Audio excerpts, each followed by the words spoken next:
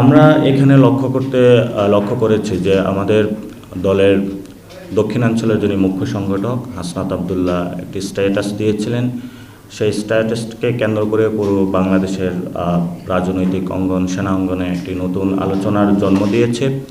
সেই জায়গা থেকে যে বিষয়টি আমরা স্পষ্টত করতে চাই সেটা হলো বিভিন্ন জায়গাতে বিভিন্ন পলিটিক্যাল পার্টি হোক অথবা বিভিন্ন ইনস্টিটিউশন হোক, রাজনীতিবিদদের মিটিং হয়ে থাকে, কিন্তু আমরা জনগণের সামনে স্পষ্ট ছিলাম। সেই বিষয়গুলো কিছু কিছু জায়গায় আমরা স্পষ্টত করার চেষ্টা করেছি, কিন্তু যখন পার্টি গঠন হয়েছে সেই জায়গায় আমি বলেছি যে সব মিটিং অথবা জনগণের সামনে যখন বলবে সেখানে যার অপর পক্ষ রয়েছে তারও একটি কনসেন্টের বিষয় থাকে। সেই জায়গা থেকে আমি শিষ্টাচার বহির্ভূত বলেছি এবং আমাদের দলের যে ইমেজ সংকট বা যে প্রসঙ্গটি আপনি অবতারণা করেছিলেন, আমি সেক্ষেত্রে ঐক্যমত পোষণ করি না।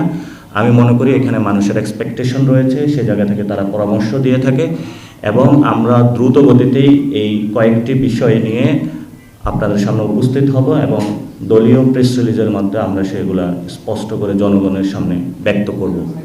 আজকে বেসিক্যালি আমাদের প্রেস কনফারেন্সটা আমাদের একটি শ্রমিক উইং প্রকাশিত হতে যাচ্ছে এবং আমাদের লক্ষ্যমাত্রা রয়েছে আগামী 2-3 মাস পরেই আমরা 1 লক্ষ শ্রমিককে একত্রিত করে একটি বড় শ্রমিক সংগঠন ওনারা আত্মপ্রকাশ করবেন। যেহেতু আমি মুখ্য সমন্বয়ক টিমে রয়েছি, আমাদের বেসিক্যালি যে উইংগুলো রয়েছে আমার দায়িত্ব রয়েছে, সেই জায়গা থেকে আজকে আমরা কাজ শুরু করেছি। আশা করি এই দিবসটি বাংলাদেশের হিস্টোরিক একটি পজিশন হবে, কারণ শ্রমিকদের জন্য বাংলাদেশের খুব ক্ষুদ্রতম জায়গায় কাজ হয়েছে। গণ অভ্যুত্থানে যেহেতু শ্রমিকরা অংশগ্রহণ করেছে, অনেকে আহত হয়েছে, শহীদ হয়েছে, তাদের আকাঙ্ক্ষাগুলোকে বাস্তবায়ন করার জন্য জাতীয় নাগরিক পার্টি শ্রমিকদের জন্য কাঁধে কাঁধ মিলিয়ে কাজ করে যাবে। যে আলোচনাটা হয়েছে সেটা অনুযায়ী কোনো কনক্লুশনে আসা। আরেকটি আলোচনা হলো বিভিন্নজন বিভিন্ন ফরম্যাটে বিভিন্ন কথা বলে যাচ্ছে, কিন্তু একজাক্ট যে আলোচনা আমাদের ওইখানেরও কিছু যে দ্বিতীয় যে পক্ষ রয়েছে তাদেরও কিছু কনসেন্টের বিষয় রয়েছে। আবার যেটা সেনা সদর থেকে যে বক্তব্য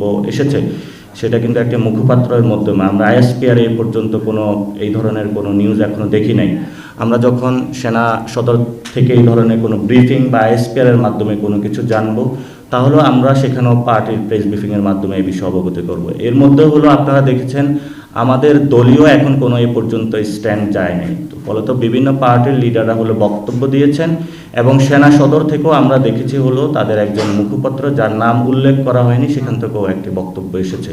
তো এই জন্য আমরা দেশবাসীকে অনুরোধ করব, সাংবাদিকদের অনুরোধ করব, আইএসপিআরকে বক্তব্য দিচ্ছে এবং আমাদের দলীয় ফোরাম থেকে প্যাডে যে প্রেস রিলিজ দিচ্ছে সেটার জন্য অপেক্ষা করার জন্য। তো আমরা দুটো জায়গায় থেকে বক্তব্য আসার জন্য আমরা একটু অপেক্ষা করতে হবে।